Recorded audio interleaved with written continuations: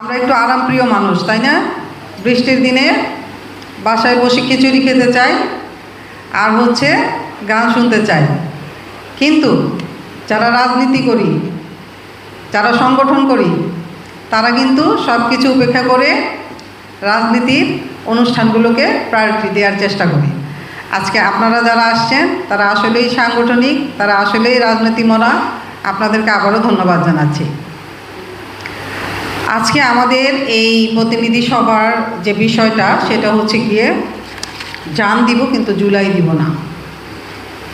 সারা জীবন শুধু দিয়েই গেলাম, পেলামটা কি? এই হিসাব যদি করতে চাই তাহলে রাজনীতি করা যাবে না। আমাদেরকে সবসময় চিন্তা করতে হবে, আমরা প্রত্যেকেই যার যার ব্যক্তি সত্তা নিয়ে চলি, তারপরও দেশের কল্যাণে, জনগণের কল্যাণে, মানবিক কাজে সবসময় এগিয়ে থাকতে হবে। কি পেলাম আর কি পেলাম না সেটার হিসাব করে কখনো রাজনীতি করা যায় না। কথাটা এই কারণে বললাম, আমরা আজকে এখানে বাংলাদেশ লেবার পার্টির প্রতিনিধিত্ব করতে এসেছি। আমরা সবাই এখানে প্রতিনিধি। জুলাইয়ের যে আন্দোলনটা ছিল, এই আন্দোলনটা আসলে কেন ছিল? আপনারা দেখেছেন, ছোট্ট একটা আন্দোলন ছিল, একটা দাবি ছিল। সেই দাবিটা আস্তে আস্তে কত ব্যাপক হারে গণ আন্দোলনের রূপ নিয়েছিল। কারা করেছিল? আপনি করেছেন, আমি করেছি, আমাদের মতো কিছু সচেতন মানুষ করেছে। কেন করেছে? এই দেশকে সুশাসন ফিরিয়ে আনার জন্য করেছে, গণতন্ত্রকে ফিরিয়ে আনার জন্য সবাই কিন্তু আন্দোলনে ঝাঁপিয়ে পড়েছিল। আমরা দেখেছি 17টা বছর কিন্তু আমরা একটা ফ্যাসিস্ট সরকারের নিয়ন্ত্রণে ছিলাম। আমাদের বাক স্বাধীনতা ছিল না, আমাদের চলাফেরার স্বাধীনতা ছিল না, আমরা ব্যবসা বাণিজ্য করে যে আমরা ভালোভাবে থাকবো সেটা ছিল না। শুধু চাঁদাবাজি ছিল, দখলবাজি ছিল। দখলদারিত্বের মাধ্যমে আমরা আমাদের অধিকারগুলো, আমরা আমাদের ন্যায্য পাওনাগুলো থেকে কিন্তু বঞ্চিত হয়েছি। মনের মধ্যে অনেক রাগ, অনেক ক্ষোভ থেকেই কিন্তু আস্তে আস্তে যখন পুঞ্জীভূত হয়েছে, তখন কিন্তু ছোট্ট একটা আন্দোলনের মাধ্যমে কিন্তু সেটা গণ আন্দোলনের রূপ নিয়েছে। আপনারা এখানে যারা আছেন নিশ্চয়ই জুলাই আন্দোলনে অংশ নিয়েছেন না? ছিলেন না সবাই রাজপথে? কেন ছিলেন? তখন কি মনে হয়েছিল শেখ হাসিনাকে বিদায় করতে পারবেন? মনে হয়েছিল? হয়নি, কিন্তু প্রথম দিকে কারোই হয়নি। কিন্তু সবার ঐক্যবদ্ধ প্রচেষ্টায় এই ফ্যাসিস্ট সরকারকে কিন্তু বিতাড়িত করা সম্ভব হয়েছে। কেন ছিল? মানুষের মনোবলের কারণে ছিল। ঠিক আমরা এভাবেই সব কিছুতে মনোবল নিয়ে এগিয়ে যাব, ব্যক্তি স্বার্থে নয়, এদেশের জনকল্যাণের জন্য আমরা সবসময় এগিয়ে যাব। আমরা দেখেছি এই জুলাই আন্দোলনে বিভিন্ন নেতৃবৃন্দ কিন্তু একটা বিষয় নিয়ে দীর্ঘদিন কাজ করেছে। আমরা যখন আন্দোলন করেছি, আমরা তখন সব দল মিলেই কিন্তু রাস্তায় নেমে বলেছিলাম, তারেক রহমান বীরের বেশে আসবে ফিরে বাংলাদেশে। তখন কি আমরা কেউ বলেছিলাম মোস্তাফিজুর রহমান বীরের বেশে আসবে ফিরে বাংলাদেশে, সরকার গঠন করবে মোস্তাফিজুর রহমান ইরান? সেটা কিন্তু বলিনি। বিভিন্ন দল কিন্তু তাদের নেতাদেরকে বলেনি, শুধু বলেছে তারেক রহমান বীরের বেশে আসবে ফিরে বাংলাদেশে। তারেক রহমান কিন্তু ঠিকই ফিরে এসেছে, ক্ষমতায়ও বসেছে, সরকারও গঠন করেছে। কিন্তু যারা তাকে সেই সরকারে বসানোর জন্য চেষ্টা করেছে, তাদের জন্য উনি কী করেছেন? আজকে যদি আমরা প্রশ্ন করি, ওনার একটা কথা ছিল, জুলাই আন্দোলনে যারা থাকবেন তাদেরকে নিয়ে তিনি সরকার গঠন করবেন। আসলে কি সেটা করেছেন? আপনাদের কাছে মনে হয় সেটা করেছেন? তাহলে কি সে কথা রেখেছে? আসলে কেউ কথা রাখে না। যখন ক্ষমতায় চলে যায় তখন কেউই আসলে কথা রাখে না, তাদের ব্যক্তি স্বার্থে কাজ করার চেষ্টা করে। আমরা কি বারবার সেই ব্যক্তি স্বার্থে কাজ করার মতো সরকার দেখতে চাই? কখনোই চাই না। কোনো সরকারকে ভুলে গেলে চলবে না, এই দেশের মানুষ একটা সার্বভৌমত্ব রক্ষার জন্য কিন্তু 1971 সালে যুদ্ধ করেছে। আমরা জানি অসংখ্য মানুষের জীবনের বিনিময়ে, মা বোনের ইজ্জতের বিনিময়ে কিন্তু আমরা স্বাধীনতা পেয়েছিলাম। 71 সালে একটা বাংলাদেশ পেয়েছি। এই বাংলাদেশকে নিয়ে বিভিন্ন মানুষ ষড়যন্ত্র করেছে না? বিভিন্ন সরকার করেছে না? হুসাইন মোহাম্মদ এরশাদের মতো একটা স্বৈরাচারী সরকারকেও কিন্তু গণ আন্দোলনের মাধ্যমে বিতাড়িত করতে হয়েছে। তারপরে আরও সরকার এসেছে, আমাদের সেই বুবুর কথা ভুলে গেল। বুবুও দীর্ঘ 17 বছর সে ক্ষমতায় একদম কুক্ষিগত করে রেখেছে। শেষ পর্যন্ত এখন তাকে ঘর ছাড়া হয়ে আরেকজনের ঘরে চলে যেতে হয়েছে। আরেকজনের ঘরে গিয়েও কি সে ওই দেশকে শান্তিতে রেখেছে? আসলে রাখে নাই। এখন দেখেন, আসলে যারা অপকর্ম করে, যারা ব্যক্তি স্বার্থে কাজ করে, যারা জনগণের অধিকারকে হরণ করার জন্য কাজ করে, তারা কখনোই ক্ষমতায় টিকে থাকতে পারে না।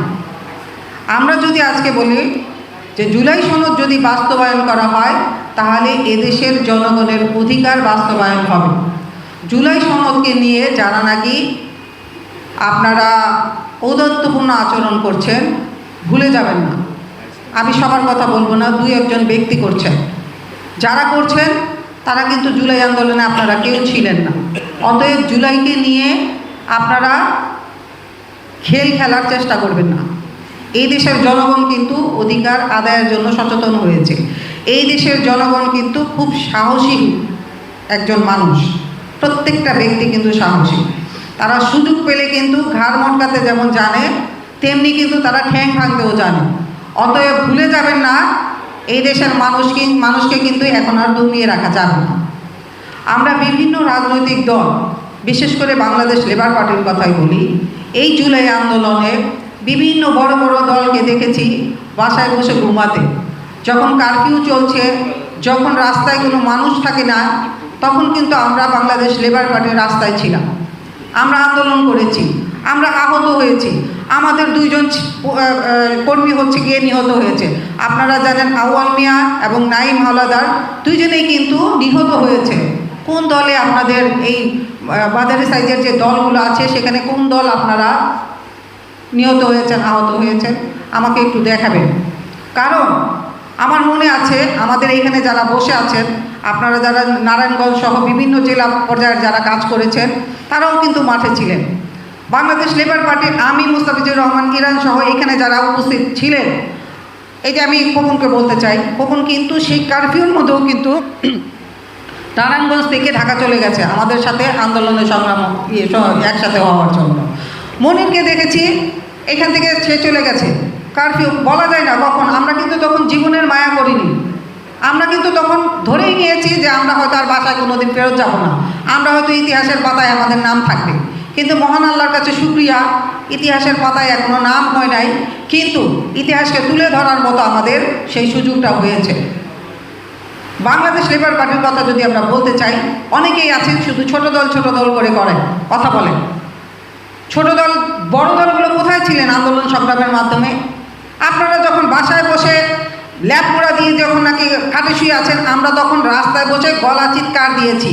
এই ছেলেপেলেগুলোকে দেখেছি না খেয়ে রাস্তায় সকাল থেকে নিয়ে সন্ধ্যা পর্যন্ত আন্দোলন করতে, সংগ্রাম করতে। একটা বিস্কিট খেয়ে, একটা পানির বোতল নিয়ে আমরা সারাদিন কাটিয়েছি সেই শাহবাগের মোড়ে, সেই শহীদ মিনারে। পল্টন থেকে আমরা সেই শহীদ মিনার পর্যন্ত, শাহবাগ পর্যন্ত হেঁটে গিয়ে আমরা আন্দোলন করেছি। কিন্তু আমরা আজকে কোথায়? আমরা কেউই আজকে ক্ষমতার মসনদে না। কারণ আমাদের একটাই লক্ষ্য ছিল জনগণের অধিকার আদায় করা, ক্ষমতায় বসার জন্য না। মহান আল্লাহ তাআলা সম্মান দেওয়ার মালিক। আমরা জুলাইয়ের বলেন আর যেভাবেই বলেন, আমরা চাঁদাবাজ নই, আমরা দখলদারিত্ব বিশ্বাস করি না, আমরা কেউ দখলবাজ না। যার কারণে যারা ক্ষমতায় আছেন তাদের চাইতে আল্লাহর রহমতে অনেক বেশি সম্মান আমরা বিভিন্ন জায়গায় গিয়ে পাই। এটাই আমাদের প্রত্যাশা।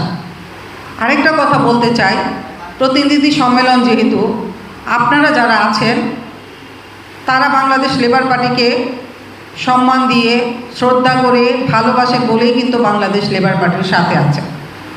আমি একটা জিনিস বলতে চাই, প্রত্যেকটা দল কিন্তু কর্মী খোঁজে, কিন্তু আমরা নেতা খুঁজি, আমরা নেতা তৈরি করতে চাই। এদেশে কিন্তু ভালো নেতার খুব অভাব।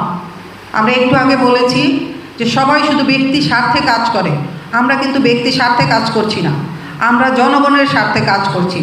জনগণের স্বার্থে কাজ করতে হলে এই দেশকে যারা শাসন করতে পারবে, সেজন্য ভালো নেতার দরকার আছে। আমরা বাংলাদেশ লেবার পার্টির যারা কর্মী আছেন, আমরা আপনাদেরকে ভালো নেতা তৈরি করতে চাই। আপনারা যারা প্রতিনিধি সম্মেলনে এসছেন, আপনারা প্রত্যেকেই এক একজন সংগঠক, অনেকেই আছেন কর্মী। আমি কর্মী থেকে আপনাদেরকে সংগঠক হিসাবে দেখতে চাই, সংগঠক থেকে নেতা হিসাবে দেখতে চাই। নেতা থেকে আপনাদেরকে রাষ্ট্রীয় পর্যায়ের নেতা হিসাবে দেখতে চায়, তাহলে আপনাদেরকে কি করতে হবে? দলকে এগিয়ে নিয়ে যেতে হবে, দলকে ভালোবেসে দলের কর্মকাণ্ডকে এদেশের মানুষের কাছে তুলে ধরতে হবে। আপনারা জানেন যে বাংলাদেশ লেবার পার্টি যেভাবে আমরা আন্দোলন সংগ্রামে ছিলাম, আমরা অনেকেই আমাদের কর্মগুলো ভালোভাবে তুলে ধরতে পারিনি দেখে এখন বড় বড় নেতারা অনেক বড় বড় কথা বলে।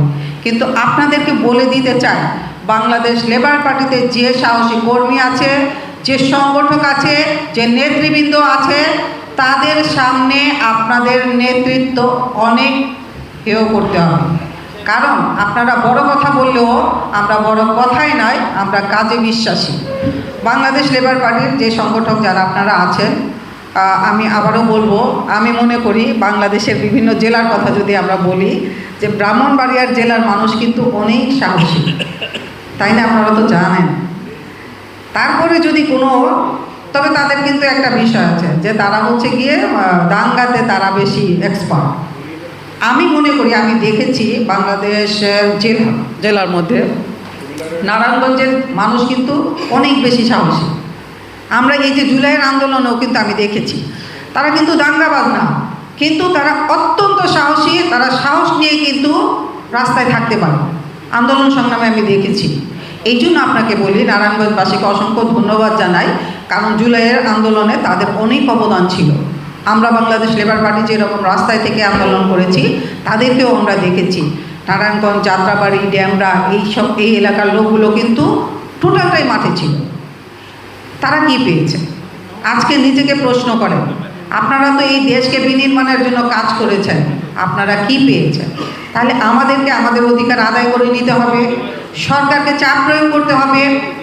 এই সরকারকে শুধু চাপ প্রয়োগ করলেও হবে না, আরেকটা জিনিস আমাদেরকে মনে রাখতে হবে, সরকার আসলে আসছে অল্প কয়েকদিন যাব। এই সরকার কিন্তু দীর্ঘ 17 বছর দেশের বাইরে ছিল।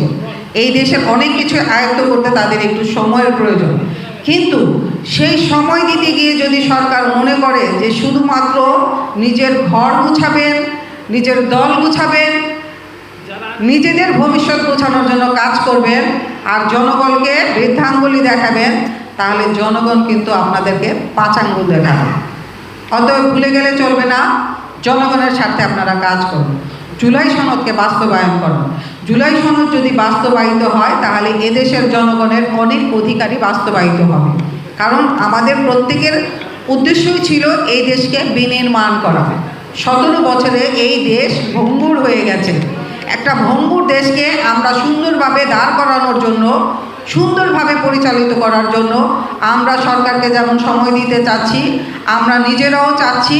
আপনারা ভুলে যাবেন না, এই জুলাইয়ের আন্দোলনকে আপনারা বিক্রি করে এই জুলাইয়ের মোটিভকে আপনারা পিছনে ফেলে কাজ করবেন, সেটা আমরা কখনোই মেনে নেব না। সংগ্রামী ভাই বোনেরা, শেষ কথা বলতে চাই, সেটা হচ্ছে জান দিব, জুলাই দিব না। আমরা শুধু জান দিয়েই যাব আর জুলাইকে বিক্রি করে আপনারা আপনাদের ফায়দা হাসিল করবেন, সেটা হবে না। আমরা যেরকম জান দিয়েছি, জান দেওয়ার জন্য প্রস্তুত আছি, তেমনি ফ্যাসিস্ট সরকার বিতাড়িত করার জন্য, স্বৈরাচারী মনোভাবের সরকার বিচারিত করার জন্য আমরা কিন্তু জান নিতেও প্রস্তুত আছি। অতএব আমরা চাই না আমরা আমাদের ভয়ঙ্কর রূপ দেখাতে। আমরা চাই প্রত্যেকটা দল এই দেশের সরকার যারা আছেন তাদেরকে সহযোগিতা করতে। এই দেশের সরকার যারা আছেন তাদের জনগণের অধিকার যেন আদায় হয়, সেই লক্ষ্যে কাজ করবেন। জুলাই সনদ বাস্তবায়ন করবেন, কারণ জুলাই কারো বাবার একা নয়। এই দেশের জনগণের, এই দেশের মানুষের এই আন্দোলনের একটা সফল প্রাপ্তি হচ্ছে গিয়ে জুলাই সনদ বাস্তবায়ন। অতএব জুলাই সনদ বাস্তবায়নের জন্য আপনারা কাজ করবেন। সময় নিচ্ছেন নেন, কিন্তু বেশি সময় নিয়ে আবার সবাইকে রাস্তায় নামানোর চেষ্টা করবেন না। বাংলাদেশ সরকারকে এই প্রত্যাশা রাখি, আর আপনাদের কাছে প্রত্যাশা রাখি, বাংলাদেশ লেবার পার্টিকে শক্তিশালী করুন। বাংলাদেশ লেবার পার্টি আপনাদের অধিকার আদায়ের জন্য কাজ করে, জনগণের অধিকার আদায়ের জন্য কাজ করে। অতএব আপনি কর্মী থেকে নেতা হন, নেতা থেকে সেবক হন, এই দেশের কল্যাণে কাজ করেন, এই আহ্বান রেখে আমি আমার বক্তব্য শেষ করছি। ধন্যবাদ সবাই।